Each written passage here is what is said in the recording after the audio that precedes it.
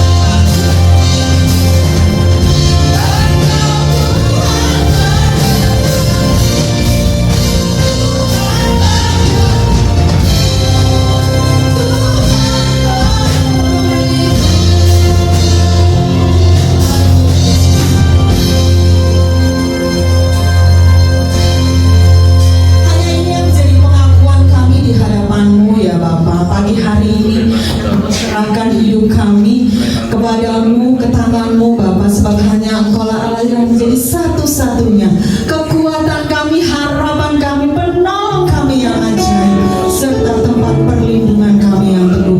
Bersamamu kami tenang Bapa, bersamamu kami tidak khawatir.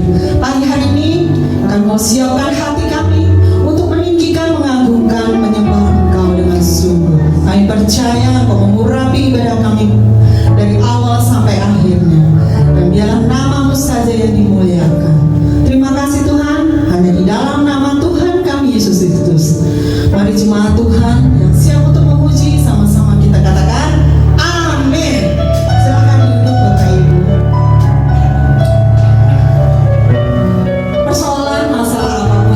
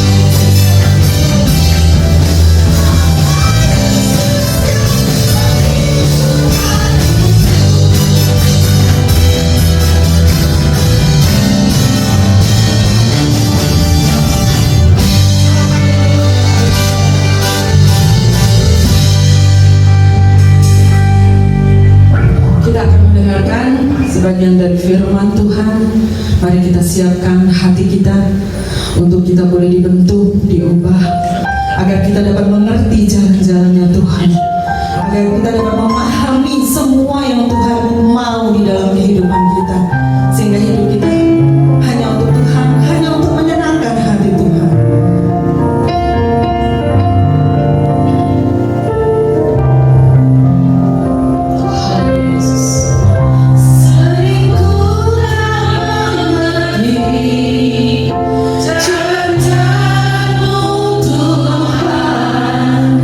Bagai di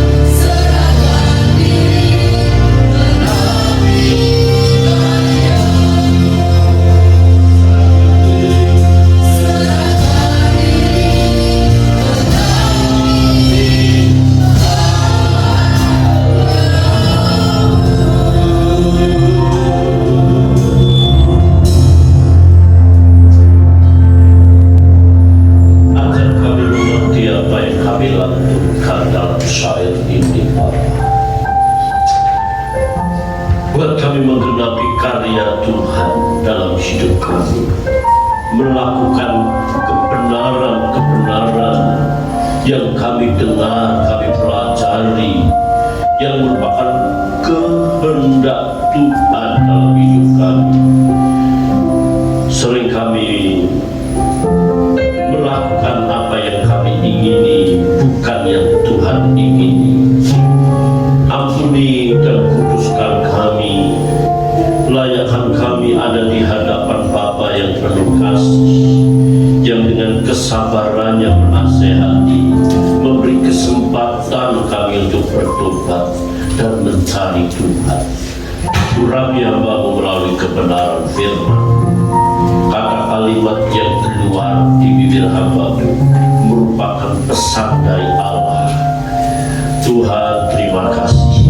Mari Roh Kudus sepenuhnya Tuhan berbicara kepada kami sekalian. Haleluya. Di dalam nama Tuhan Yesus kami berdoa. Haleluya. Amin.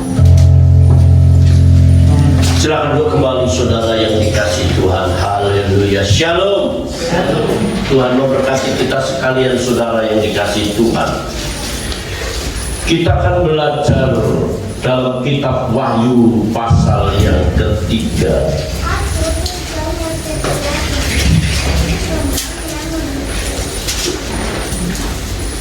Wahyu pasal yang ketiga kepada jemaat di Sardis.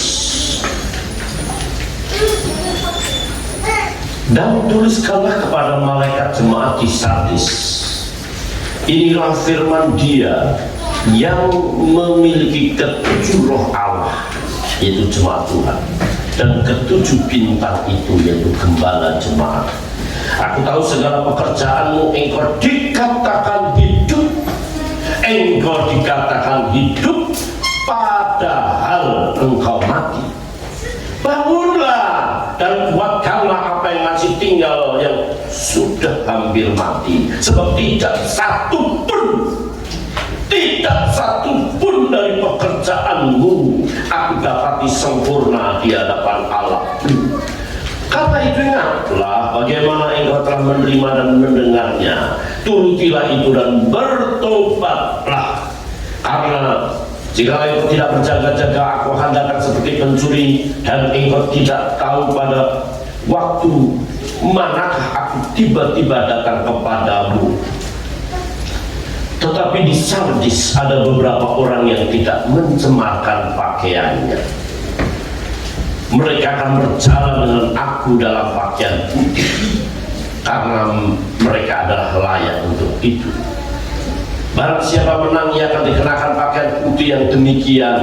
Aku tidak akan menghapus namanya dari kitab kehidupan, melainkan aku akan mengaku namanya di hadapan Bapakku dan di hadapan para malaikatnya.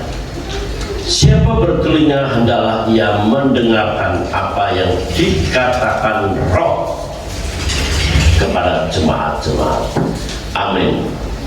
Diberkatilah kita jemaat Tuhan yang mendengar firman Tuhan ini dan melakukannya. Saudara-saudara yang dikasihi Tuhan Yesus Kristus, tema pagi ini yaitu kesejahteraan yang mematikan. Kita tahu sepanjang sejarah gereja, orang-orang Kristen dianiayai oleh kaisar di Romawi pada waktu itu, karena ada yang namanya agama kaisar. Mereka tidak mau menyembah kaisar, tapi dia menyembah Yesus Kristus yang telah mati, bangkit, dan naik ke surga. Mereka begitu dianiaya, tetapi justru dengan penganiayaan itu iman mereka bertumbuh. Melalui penganiayaan, kehidupan atau iman Kristen semakin bertumbuh dan bertambah, memenuhi seluruh Romawi pada waktu itu. Tetapi ketika Kaisar Konstantinus menang, karena ketika dia berperang, dia melihat gambar salib dan ada tulisan menanglah dengan gambar ini, dan dia percaya dan dia mengalami kemenangan, maka orang Kristen tidak lagi dianiaya, bahkan dijadikan agama negara pada waktu itu. Minggu dipastikan harus libur dan dibuatnya Minggu menjadi sebuah tempat untuk orang Kristen beribadah. Tetapi setiap minggu itu bukan karena hasil Konstantinus, tetapi itu Alkitab sudah menunjukkan hari pertama minggu itu, yaitu murid-muridnya beribadah. Orang Kristen kemudian dimanja. Orang Kristen tidak lagi mengalami penganiayaan yang pada waktu Diocletianus sebelum Konstantinus, orang-orang Kristen tidak lagi menjadi pejabat-pejabat negara, bahkan kekayaan-kekayaannya dirampas. Tetapi waktu Konstantinus, orang-orang Kristen dimanjakan karena mereka begitu enjoy dengan dunia, maka masuklah yang namanya sekularisasi, keduniawian masuk dalam gereja. Iman mereka mulai pudar. Justru dengan kesejahteraan, iman mereka mulai luntur dan mati. Tidak ada bedanya dengan kota Sardis. Kesejahteraan yang membawa kematian. Saudara-saudara yang dikasihi Tuhan Yesus Kristus, kota Sardis adalah kota yang terletak di dua lokasi di atas pegunungan. Ketika mulai berkembang penduduknya, maka ia membangun kawasan-kawasan di bawah. Kota tertua di Asia Kecil ini, saudara, pada masa kerajaan Lydia dengan Raja Croesus 560 sebelum Masehi, Sardis merupakan pusat perdagangan bulu domba yang menyebabkan kota itu sangat kaya. Oleh kekayaannya itu mereka hidup dalam kesejahteraan. Tetapi di kota Sardis itu ada yang namanya pusat penyembahan berhala, Sibyl. Dan kota ini disebut juga kota percabulan. Saudara, seorang arkeolog yang tadinya tidak percaya Alkitab, tetapi ketika membuktikan Alkitab itu ya benar sesuai dengan penemuan-penemuan yang bernama Ramsay ini, saudara, ya, William Mitchell Ramsay yang hidup tahun 1850 sampai tahun 1939. Dia seorang arkeolog yang ternama berkewarganegaraan Skotlandia, yang juga ahli kitab dalam Perjanjian Baru. Saudara, dia mengatakan bahwa Ramsay mengatakan kota Sardis adalah kota kematian karena hanya bersenang-senang, hidupnya dalam pertikaian, hidupnya dalam perzinahan. Moral kota itu begitu merosot. Oleh sebab itu William Ramsay ini mengatakan bahwa kota itu adalah kota kematian. Dari satu segi, kota itu dalam kesejahteraan. Itu nanti akan disampaikan minggu yang akan datang, yaitu jemaat Laodikia, Laos dan Turki. Itu juga kota yang kaya. Bahkan dia ketika gempa bumi dikirim uang dari kaisar, ditolak saking kayanya. Minggu depan kita bicara soal jemaat Laodikia. Ini jemaat Sardis. Jemaat Sardis tidak ada yang dibanggakan. Kota itu sejahtera, tetapi kota itu kesejahteraannya membuat kematian rohani. Oleh sebab itu menjadi sebuah peringatan dan sebuah warning dalam hidup saya dan hidup saudara. Kalau saudara sudah mulai cukup, semuanya tersedia, pekerjaannya semakin ada lembur sana, ada lembur sini, ada pekerjaan yang mesti saudara kerjakan dan itu menghasilkan uang.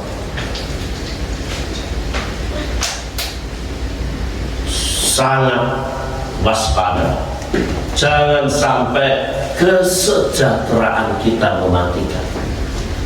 Saudara-saudara yang dikasihi Tuhan Yesus Kristus, kata sejahtera ini berarti berbicara kecukupan dalam bidang material.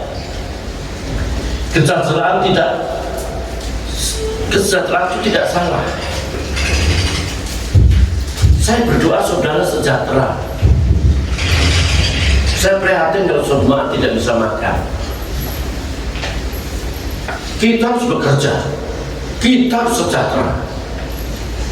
Bapak-bapak yang bertanggung jawab harus bisa mensejahterakan istri dan anak-anaknya. Itu wajib hukumnya. Orang dunianya bisa begitu, masa kita tidak? Ya, tidak boleh malas. Harus kerja, harus serius. Kalau bisa berkembang. Ya, kalau bisa buka usaha. Tetapi ingat, kesejahteraan itu harus kita singkapi dengan baik. Kesejahteraan tidak salah, mencari uang itu tidak salah. 1 Timotius 10, akar segala kejahatan adalah mencintai uang, karena uang menyimpang dari iman. Pengalaman segala cara meninggalkan Tuhan itu yang tidak boleh. Kita harus berusaha, kita harus bersejahtera, saudara. Saya ingin jemaat Tuhan diberkati dan sejahtera. Amin. Tidak ada lagu pagi makan sore tiada dong. Ya nasib mengapa begini. Tidak ada lagu. Amin. Kita sejahtera. Makan cukup, tidur enak. Ya, keluarga bahagia. Keluarga sejahtera. Suami istri romantis dan harmonis. Mesti harus begitu. Ya, saudara-saudara. Tetapi kesejahteraan dunia ini, kesejahteraan dunia yang didasarkan materi, bukan tolak ukur kesejahteraan di balik kematian. Ingat itu. Kalau ajaran yang lain silahkan. Bahkan agama suku, di agama suku di beberapa daerah, bahkan negara, dia mengatakan bahwa kesejahteraan dunia ini menentukan kesejahteraan nanti di balik kematian. Bahkan ada orang mati di bawah emas, di bawah seluruh harta, uang, bahkan dan lain-lain, uang dan segalanya, rumah-rumah dan segalanya. Kita hormati mereka, kita tidak boleh mengejek, kita tidak boleh menghina. Saya punya teman bilang, Pak Satoto, ya, yang orang Kristen enggak berdoa untuk orang mati ya Pak ya? Enggak. Kenapa? Sudah putus hubungan antara dunia orang mati dan dunia orang hidup. Doamu tidak bisa membawa keluarga yang di neraka masuk ke surga. Atau sebaliknya, karena tidak berdoa untuk yang meninggal, yang neraka kembali, yang di surga kembali ke neraka, nggak bisa. Ini yang menjadi doktrin Alkitab, bahwa kita tidak berdoa buat mereka.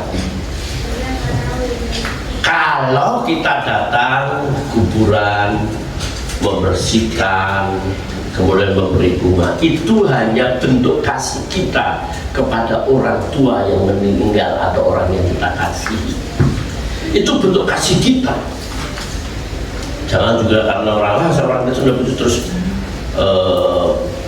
makam ibunya dibiarkan saja sampai nggak ada tandanya, mencari aja susah.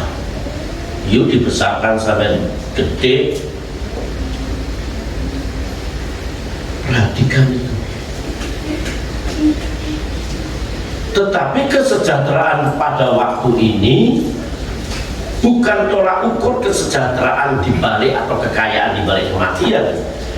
Kesejahteraan yang membuat orang lain juga sejahtera, menjadi menjadi indikator kekayaan kita di balik kematian. Sekali lagi saya ulang, kesejahteraan yang kita miliki, kekayaan yang kita miliki, yang membuat juga orang lain sejahtera, itu menjadi indikator kekayaan kita di balik kematian. Berkat yang kita miliki menjadi berkat bagi orang lain, itu indikator kita juga kaya dalam keadaan surga. Bendahara yang tidak jujur yang Tuhan sampaikan, ketika mau dipecat, dia mikir, aku kalau dipecat nggak bisa apa-apa mencangkul aku, nggak bisa mengemis aku malu. Dia datang, utangmu berapa? 100, terus berapa? Utang berapa? 50, tulis 25. Bukan ketidakjujurannya yang kita contoh, tetapi dia berpikir masa depan. Kalau aku dipecat dari majikan, kalau kita sudah dipecat dari dunia ini, apa yang kita bawa? Apakah kesejahteraan kita juga menjadi kesejahteraan orang lain? Tetapi satu hal yang mesti harus kita perhatikan, saudara, kesejahteraan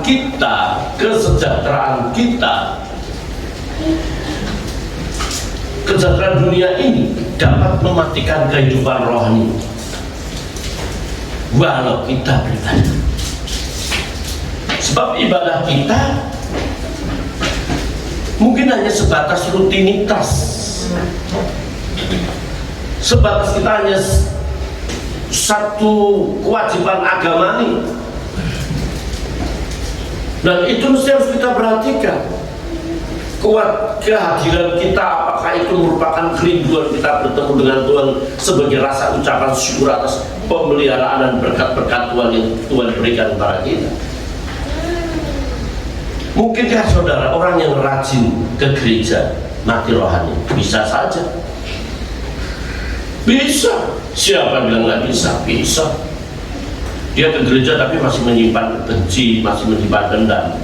Itu pengampunannya mati. Dia hidup tapi mati rohani. Mati rohaninya dalam hal mengampuni. Dalam hal mengampuni dia nggak mati, dia dendam, kesumat. Bertahun-tahun ikut Tuhan, dia tidak pernah memberi buat Tuhan. Ya, dengan uang susah sekali. Dia memberikan persembahan, dia memberikan besar bisa. Loh, kalau gaji dia 20 juta, 15 sampai 20 juta atau 20 sampai 25 juta, kalau dia memberi Tuhan itu 5.000, itu bukan pemberian, itu penghinaan itu. Betul. Kalau nanti saudara baca Malaikat pasal 3, engkau tidak menghormati aku. Coba ada orang nih saudara ya, tapi jangan sampai terjadi di sini. Ini orang membangun rumah sampai sekian M, undang pendeta khotbah, wajar dong pendeta dapat amplop, wajar. Ketika dibuka kan cuma 200.000. Saya bilang, wah ini dalam hal memberi dia udah mati. Ini pemberian, ini bukan pemberian, ini penghinaan ini. Kalau saudara datang kepada saya terus saudara memberikan saya mie Indomie 2 atau beras setengah liter, itu bukan pemberian, itu penghinaan. Kalau tahun-tahun 90 dulu ada orang yang bernama Ibu Rondonuwu. Ibu Rondonuwu waktu itu saya menjadi pengkhotbah di Ekumene tahun 89-90, belum GBI, belum ada. Ibu ini kalau datang dia bawa beli beras 1 liter gitu, diberikan saya setengah.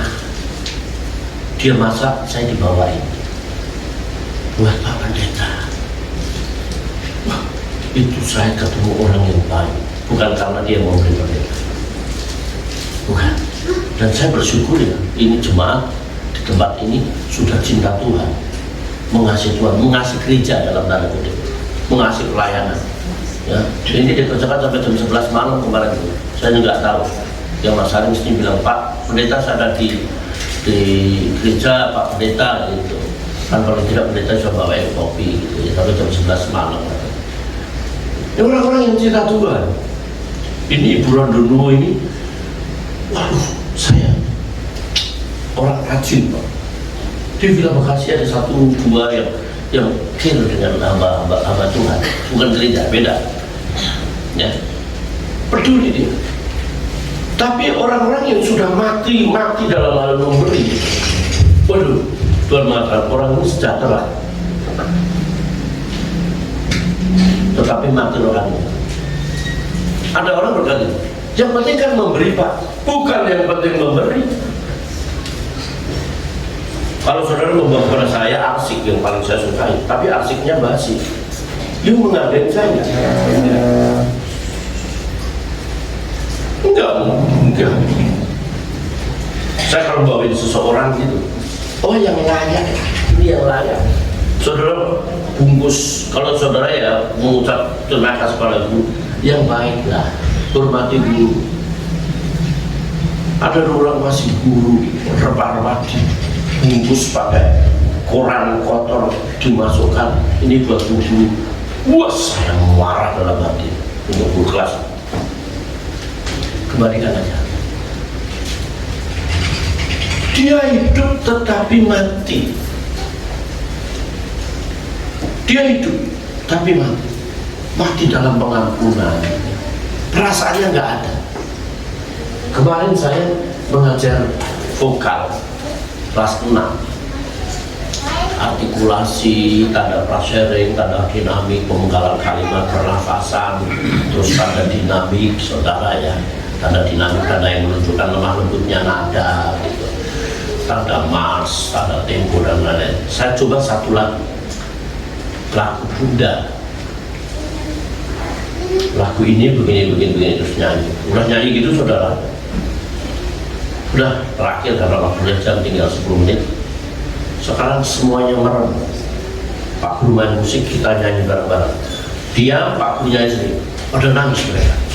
Tapi yang laki-laki, ada beberapa laki-laki nangis juga. Tapi laki-laki ketawa, nangis Pak, gitu. Nangis Pak.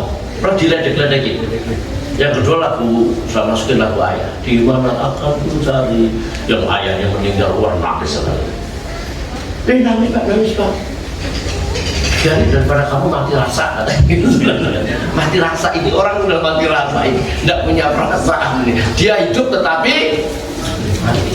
Perasaannya nyanyi itu berapa mati, ekspresi nyanyi itu udah mati. Tidak ada satupun di tempat ini yang seperti jemaat saya, hidup tetapi mati. Amin. Kita harus hidup dalam segala hal, ya, dalam segala hal. Saudara yang dikasih Tuhan, dikatakan di sini bahwa pribadi Tuhan memiliki ketujuh roh dan ketujuh roh Allah dan ketujuh bintang ini. Ya, yang pertama artinya ia menyelidiki dan menghukum jemaat di Sardis.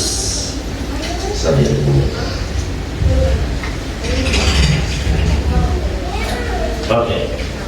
Ia tahu, Allah itu mengerti, Allah itu tahu betul apa yang Tuhan, apa yang kita lakukan, motivasi pelayanan kita, kesungguhan kita, loyalitas kita, pemberian kita, kita persiapan dulu. Oh, aku akan memberi sekian buat Tuhan. Tuhan tuh nggak lihat nominal, dan saya bersyukur ya. Kemarin kita mengeluarkan 10 juta, ambil 10 juta lagi nih beli. Ya, ini modalnya banyak saudara, tenaganya free lagi.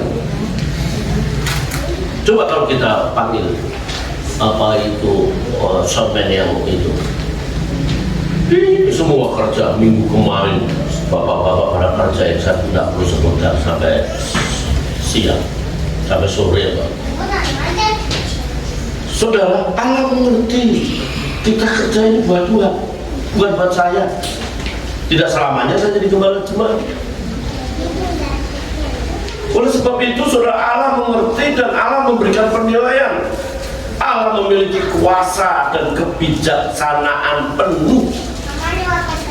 Allah tahu betul kerinduan, kesungguhan kita, keseriusan kita. Saudara, aku tahu pekerjaanmu, engkau dikatakan hidup padahal engkau mati, yang saya katakan tadi. Orang yang tidak pernah berdoa itu mati rohaninya. Saudara bisa rajin kebaktian, tapi kalau setiap hari tidak pernah berdoa, kematian rohani. Kehadiran kita hanya rutinitas. Kalau saudara hadir dalam ibadah setiap hari, tetapi saudara tidak bisa mengampuni, saudara telah mati dan hal mengampuni.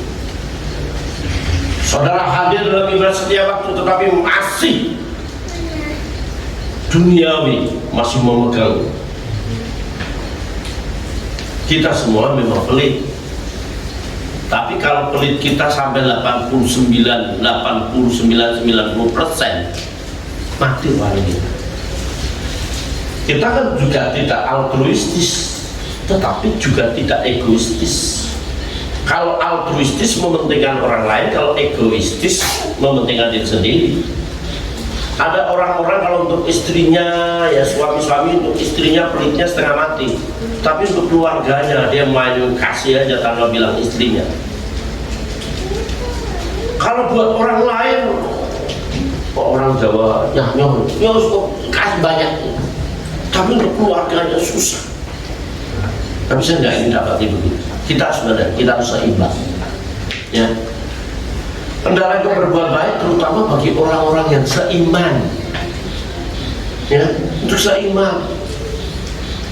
Harta kita tidak kita bawa, harta tidak kita bawa. Kadang-kadang saya merenung gitu, depan rumah, saya lihat rumah, satu kali kan saya lihat, mobil suatu kali kan saya lihat.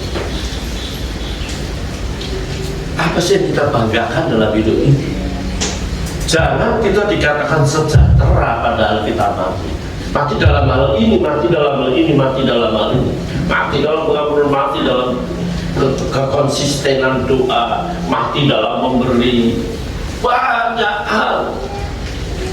Jadi kita tidak perlu bangga dan banyak orang yang sebenarnya seperti itu. Saudara-saudaraku yang dikasih Tuhan Yesus Kristus, mari kita menyadari bahwa kita harus bertobat. Bertobatlah. Bertobat itu berbalik dari dosa dan kembali kepada Tuhan. Metanoia, syuk dalam bahasa Ibrani, metanoia dalam bahasa Yunani. Ya, Matius 3 ayat 2, bertobatlah kamu karena kerajaan Allah sudah dekat. Bertobat itu berlangsung setiap hari, setiap waktu. Saya juga bisa perlu bertobat. Waktu-waktu yang saya gunakan kadang-kadang tidak berkenan kepada Tuhan. Tontonan-tontonan yang dilihat, saudara, kadang banyak orang yang meracuni menjadi virus otak pikiran kita yang tidak membawa kita buat Tuhan. Bertobat, berbalik dari dosa. Mari kita introspeksi, saya mati dalam hal apa ya? Mati rasakah seperti tadi anak-anak kali nyanyi? Orang pada nangis, ya, pada nangis lalu ayah nangis. Kalau kamu mau menghormati ayahmu sekarang, menghormati ibumu sekarang, jangan nanti saya nyanyi, anak-anak. Tapi yang mati rasa, cekik. Minggu depan jangan ikut musik ya, di luar. Melatih diri bagaimana kita peka akan kesusahan orang lain, peka akan kepada siapa saya harus memberi. Saudara yang dikasih Tuhan itu bertobat. Kalau kita tidak bertobat, berjaga-jagalah. Tuhan datang sewaktu-waktu. Kedatangan Tuhan itu ada dua dimensi. Dimensi pertama itu sukacita bagi yang menantikan dan hidup dalam kekudusan, yang dalam istilahnya memakai pakaian kudus. Kalau anak sekolah minggu nyanyi, di surga nanti pakai baju putih, atas kepala bermahkota emas. Berbaju putih itu menjaga kekudusan, Tetapi menjadi sebuah malapetaka, kecelakaan bagi mereka yang tidak menantikan Tuhan.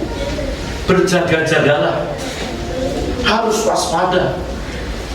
Kota Sardes itu kan ada di atas gunung dengan tembok yang berkeliling, sehingga musuh tidak bisa masuk di situ karena memang jalannya berkelok-kelok begitu, berbelok-belok.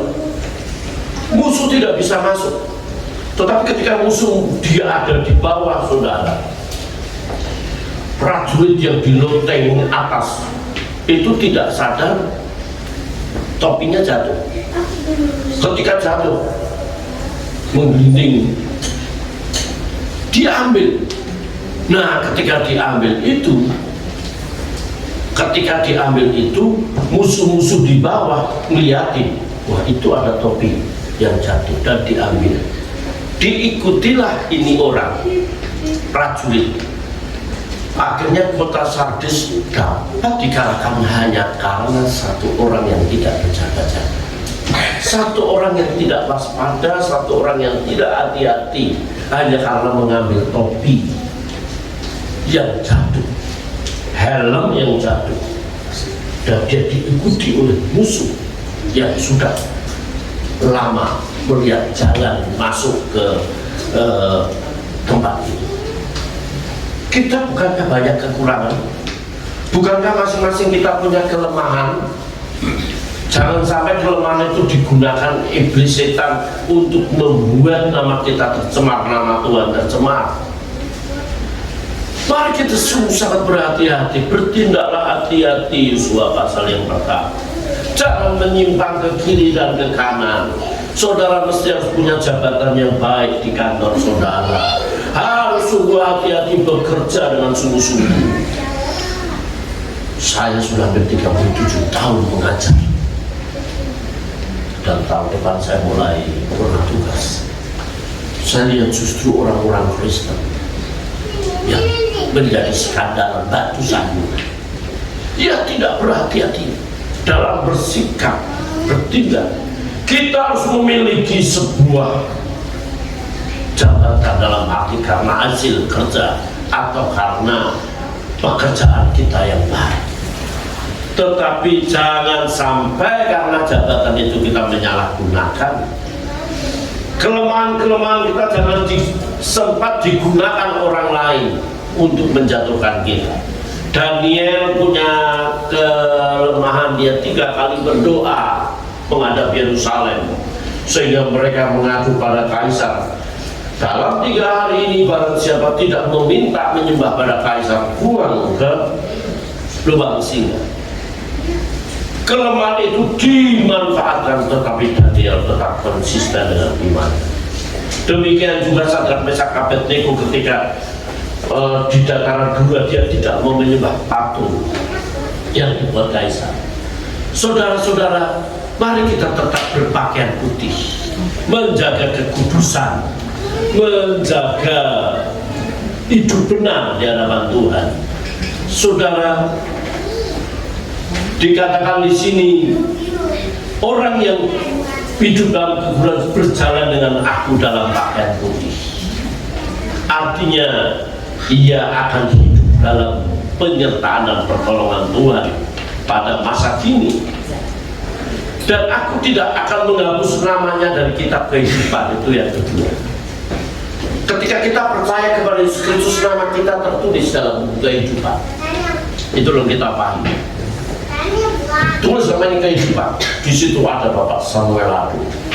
Di situ ada Hasiulan Simanjuntak. Di situ ada Epaphroditus Baptisatopo. Di situ ada Ferdus Gojari. Amin. Ada jemaat kita, bukan hanya tertulis di Pak Sugiatna sebagai sekretaris, tapi nama kita juga tercatat dalam kerajaan surga. Amin. Tapi kita harus jaga kekudusan. Kalau tidak dihapus namanya dalam kitab kehidupan ini, dan aku akan mengaku namanya di hadapan Bapakku dan di hadapan para malaikat. Oleh sebab itu, saudara yang dikasih Tuhan, ingat, kesejahteraan dapat mematikan. Kalau saudara sudah mulai diberkati, Ada kesempatan saudara menghasilkan uang, dan uang saudara menghasilkan uang lagi. Waktu-waktu saudara bisa habis di situ. Perhatikan, waspada, sebab kesejahteraan itu dapat mematikan. Jangan menjadi jemaat di kota Sartis yang kaya oleh kekayaannya, dia mati rohaninya karena dia begitu sibuk dengan kesejahteraan duniawi. Moralnya jauh dari yang dikehendaki Tuhan, sehingga William Ramsay mengatakan bahwa kota Sartis itu kota kematian. Mari kita memang harus dan berusaha sejahtera hidup ini. Amin. Sejahtera. Tetapi jangan sampai kesejahteraan itu mematikan kehidupan rohani kita. Jangan sampai kita dikatakan hidup tetapi mati. Kita rajin, kita beragama, tetapi celakalah kita kalau di mata Tuhan kita dikatakan mati. Mati dalam hal apa? Mati dalam memberi, mati dalam pengampunan, mati dalam perasaan kita, bagaimana kita dapat peduli atau empati dengan orang lain. Kalau orang-orang seperti ini, sekalipun dia bermerek pendeta pun, bergelar pendeta pun, di hadapan Tuhan dia hidup tetapi mati. Allah Tuhan Yesus Kristus sebagai kepala gereja, dia tahu, dia memiliki kuasa, dia memberi kesempatan jemaat untuk bertobat. Untuk itu saudara, mari kita menjaga hidup kudus, hidup benar, hidup dalam persekutuan dengan Tuhan. Sebab Tuhan akan berjalan dengan kita, dan Tuhan tidak akan menghapus namanya dan kita kehidupan. Dan ketika Tuhan panggil kita, didapati nama kita dan Tuhan mengakui nama kita di hadapan Bapa dan di hadapan malaikat-malaikatnya. Amin. Seperti wanita mengurapi air,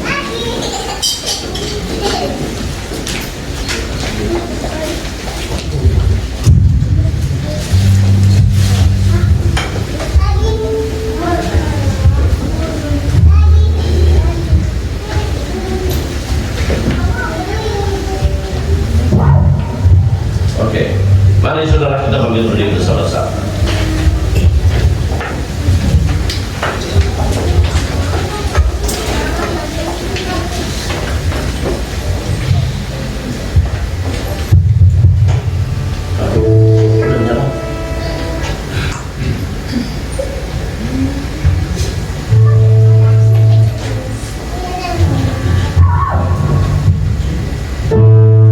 Seperti wanita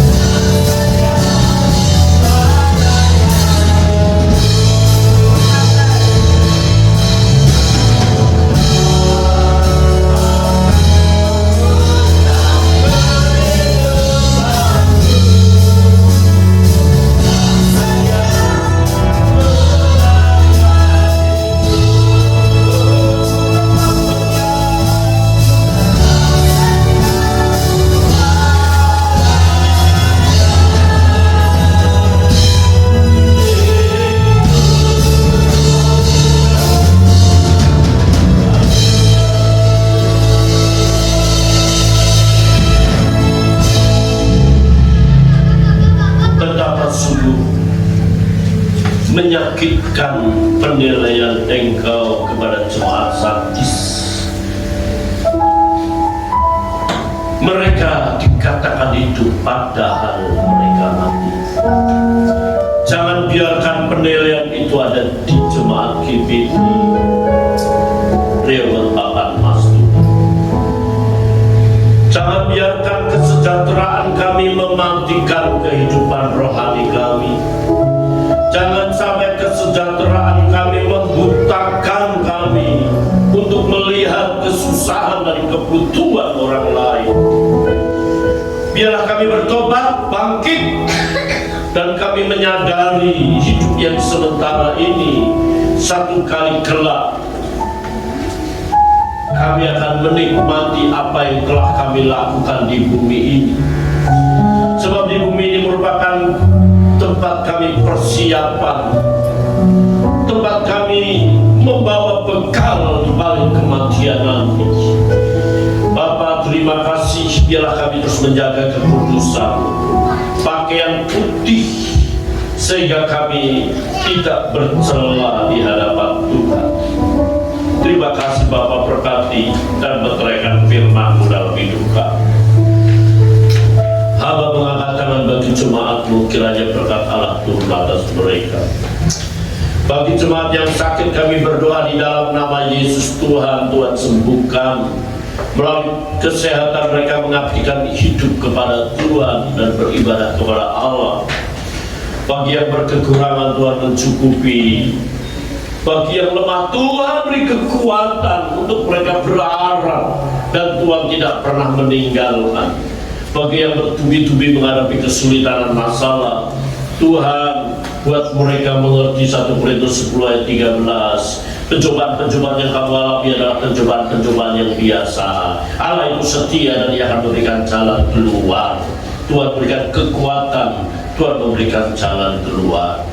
Bagi anak-anak yang sekolah dan kuliah, baik yang ada di Jakarta ini, Jabodetabek, maupun ada anak-anak kami yang ada di luar, ya Bapak, Tuhan jaga, Tuhan lindungi, Tuhan cukupi. Ajar mereka serius, sungguh-sungguh belajar, sebab masa depan mereka ada di tangan mereka karena beriman kepada Tuhan.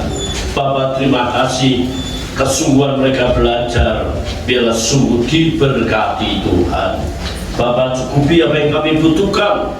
Jemaat yang belum bekerja ataupun yang sedang mencari pekerjaan, berkati lamaran-lamaran mereka agar mereka dapat bekerja, diberkati dan menjadi berkat.